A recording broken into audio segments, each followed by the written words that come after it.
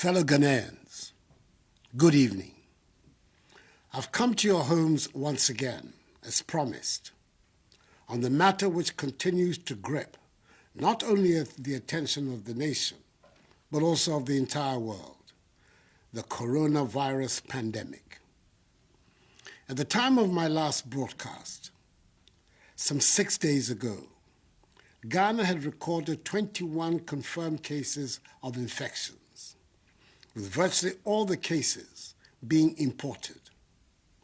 I took the step to close all our borders, and I ordered a mandatory quarantine and testing of all the 1,030 persons who arrived at the airport at the time of the announcement till the day the borders were closed.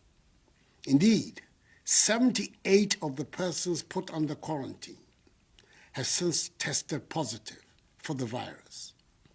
It is these additional confirmations that have increased dramatically our total number of cases to 137. Indeed, 97% of all confirmed cases are travelers who brought the disease from outside our shores. Of the remaining 59 confirmed cases, 53 are receiving treatment and are doing well, and they will be discharged should their second test results prove negative. 14 of them are being managed at home in self-isolation. 4 persons who were tested positive for the virus but were aged and had other serious underlying medical conditions have lost their lives. May their souls rest in perfect peace. Thankfully, 2 persons have made full recoveries. Fellow Ghanaians, the oath of office I swore on 7th January 2017 demands that I dedicate myself to the service and well-being of you, the Ghanaian people. It is my job to protect you, and I'm determined to do just that. As I've said before, all the government is doing is intended to achieve 5 key objectives: limit and stop the importation of the virus, contain its spread, provide adequate care for the sick, limit the impact of the virus on social and economic life, and inspire the expansion of our domestic capability and deepen our self-reliance. Thus far, we have succeeded in halting any more importations of the virus into our country. And I thank the overwhelming majority of you for adhering to the good hygiene and social distancing protocols announced in my first broadcast to you. However, prevailing circumstances mean the stricter measures have to be put in place to contain and halt the spread of the virus within our country, especially in Accra, Tema, Kaswa, and Kumasi, which have been identified by the Ghana Health Service as the hotspots of the infections. In doing this, we cannot afford to copy blindly and do all the things some other well-developed countries are doing. There is no one-size-fits-all approach to this pandemic.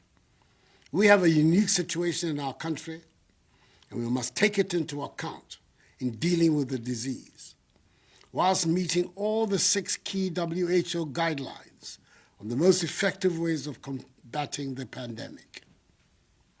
Even though it may be said that the number of our infections is still relatively low, if we act now, purposefully, we have a chance of preventing an escalation of our numbers.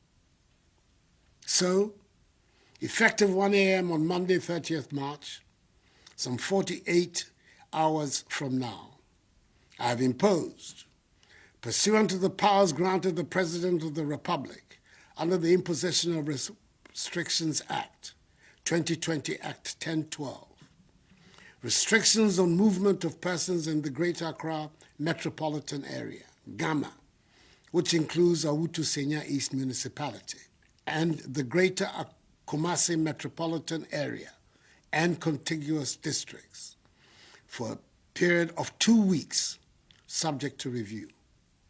It'll give us the opportunity to try to halt the spread of the virus and scale up effectively contact tracing of persons who have come into contact with infected persons, test them for the virus, and if necessary, quarantine and isolate them for treatment should they prove to have the virus. In Greater Accra, the following areas will be affected: Accra Metropolis, Tema Metropolis, Tema West Municipality, Lejokuku Municipality, Crowell Municipality, Adentan Municipality, Ashiamai Municipality, La Nkwantanai Medina Municipality, La Dade Kotokpon Municipality, Okakwe North Municipality, Ablikuma North Municipality, Ablikuma West Municipality, Ablikuma Central Municipality, Ayawaso East Municipality, Ayawaso North Municipality, Ayawaso West Municipality, Ayawaso Central Municipality, Gan West Municipality, Gan North Municipality, Gan Central Municipality, Gan South Municipality, Gan East Municipality, Kole Klote Municipality, Wejagbawe Municipality, Bon Katamanso Municipality, and the Wutusenya East Municipality. In the Greater Kumasi metropolitan area and contiguous districts, the following areas are affected: Kumasi Metropolis, Asokwa Municipality, Swami Municipality, Old Tafo Municipality, Oforikro Municipality, Asokore Mampo Municipality, Kwadaso Municipality, Echiman Webieja Municipality, Kwabre East Municipality, Ejeso Municipality, Efija Kwabre South District, Bosomche District, Echima Kwanwoma District, and Echima Webiaja North District. This, in essence, means that everyone resident in these areas must stay at home for the next 2 weeks. However, if you must go out, it must only be to get essential items such as food, medicine, water, undertake banking transactions, or to use public toilet facilities. But as much as possible, stay at home.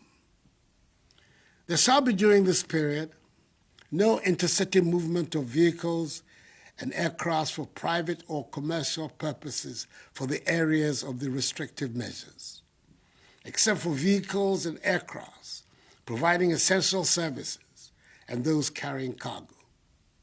Riders of motorbikes are not allowed to carry any additional person, and all intracity passenger vehicles, such as trotros and taxis, must reduce the number of passengers in order to observe appropriate social distancing and hygiene protocols.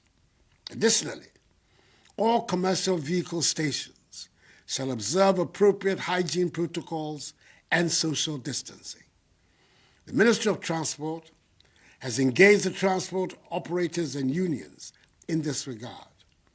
The Ministry of Local Government and Rural Development has also engaged with the metropolitan, municipal, and district assemblies and the leaders of the market associations in the country to make satisfactory arrangements about the operations of the markets that ensure observance of social distancing and enhanced hygiene protocols. In any event, only persons involved in the food value chain can operate in the markets during this period. Individuals and institutions providing the following services shall be exempted from the restrictions: members of the executive, legislature, and the judiciary. Production, distribution, and marketing of food, beverages, pharmaceuticals, medicine, paper, and plastic packages. Environmental and sanitation activities. Staff of VALCO, road and railway construction workers, mining workers, fisherfolk, members of the security agencies assigned lawful duties, staff of electricity, water, telecommunications, e-commerce, and digital service providers, and staff of fuel stations. Fellow Ghanaians, to accelerate the contact tracing process and ensure we curtail the spread of the virus in the shortest time, we will use the military and police to assist health authorities to expedite the process. We'll also pursue a policy of testing all contacts of people tested positive. The affected areas, and indeed all other regions, have earmarked designated isolation and treatment centers for the management of suspected and confirmed cases, as well as the selection of facilities for mandatory quarantine is being carried out. An intensive public health education and community awareness on social distancing and hand washing will be carried out. It is very important that we protect all healthcare providers with personal protective equipment to make sure that they do not contract the virus in the process of protecting our lives. Government has therefore taken delivery of additional PPEs, and more are being procured. Distribution of 17,000 coveralls, 350,000 masks, 17,000 goggles, 2,400 non-contact thermometers, 350,000 gloves, 25,000 sanitizers, and 30,000 test kits are ongoing for healthcare personnel and those undertaking contact tracing and testing. We're recruiting 1,000 community health workers and an additional 1,000 volunteers to help in this endeavor. 100 pickup vehicles and 2,500 tablets have been mobilized for the exercise. Fellow Ghanaians, I'm urging all of you to bear with these additional measures. They are being done in the interest of all of us. They are hopefully only for a short while. These additional measures, together with those earlier announced, are what will help us defeat the virus. And we must be united in our determination and efforts to overcome this challenge. This certainly is not the time for politicking or the display of partisanship. The virus does not care which party you belong to. Neither is it, as we have seen, a respecter of persons. The enemy is the virus and not each other.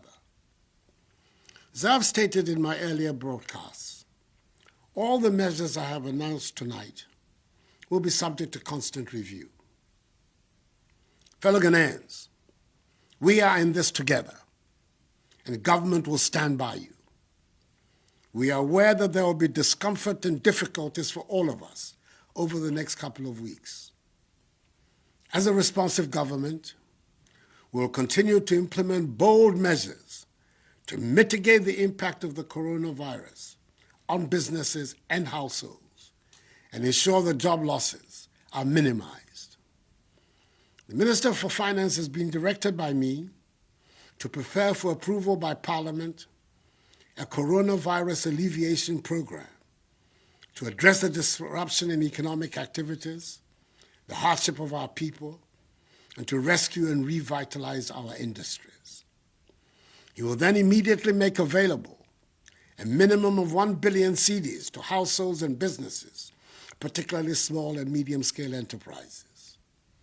The commercial banks are, in addition, responding to the Bank of Ghana's 1.5% decrease in the policy rate and 2% in reserve requirement, with a 3 billion cedi facility to support industry, especially in the pharmaceutical, hospitality, service, and manufacturing sectors.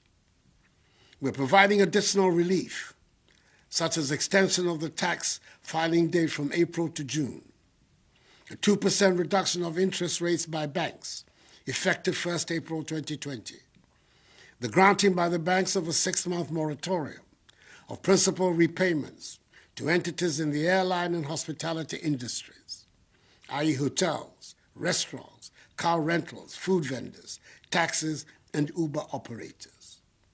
All other sector credit exposures will be reviewed on a case-by-case basis.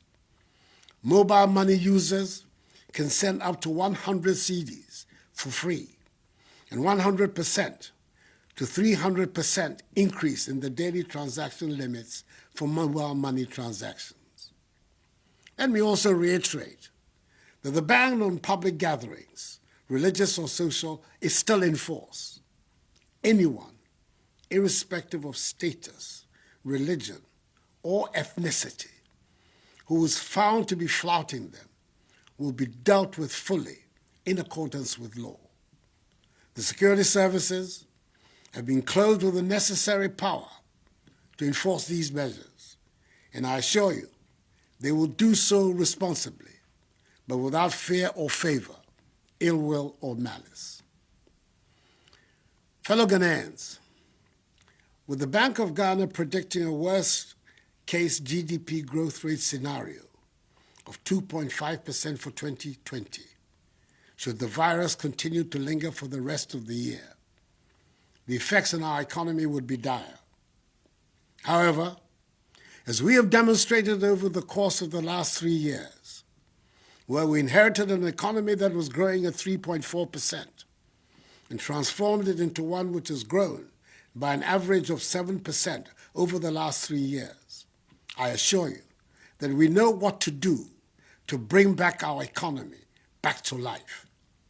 What we do not know is how to bring people back to life.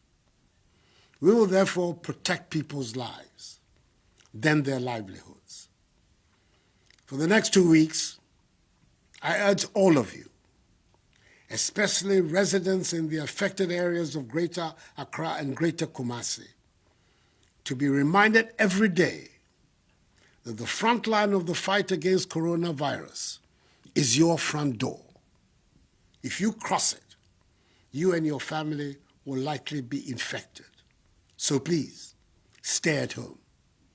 It is vitally important that each one of us, in all parts of the country, continue to observe the social distancing and house hygiene protocols, for they are the weapons of our defense against the virus. I'm announcing tonight the establishment of a COVID-19 fund to be managed by an independent board of trustees and chaired by former Chief Justice Sophia Akufo, to receive contributions and donations from the public to assist in the welfare of the needy and the vulnerable. I've directed the Controller General to pay my next 3 months' salary, i.e. April, May, and June, into this fund. Let me also thank, from the bottom of my heart, the churches, financial institutions, and individuals who have already made donations to help in this fight. God richly bless them. We can defeat this virus if we all commit ourselves to respecting all the measures that have been outlined. I'm confident that Ghanaians will comply with them, and the security services will not have to intervene with extraordinary means to enforce them. The love of country is deeply embedded in all of us, and I assure you that the security forces will conduct themselves with the necessary professionalism. Mr. Ramo, in some of my cane, yen nyina yen bomodin ni endi so. Yankopon adaroma e beboa yen. Min kpanyefai. Sanene ni wie. Nye fe nye boa modin ni yen ye no. Ni modromo e ba wa wo fe. We have prayed to Almighty God to heal our land, and I know that by the grace of God, He has heard our cry. Nonetheless, each one of us must do his or her part. May God bless us all and our homeland Ghana, and make her great and strong. I thank you for your attention. Good night.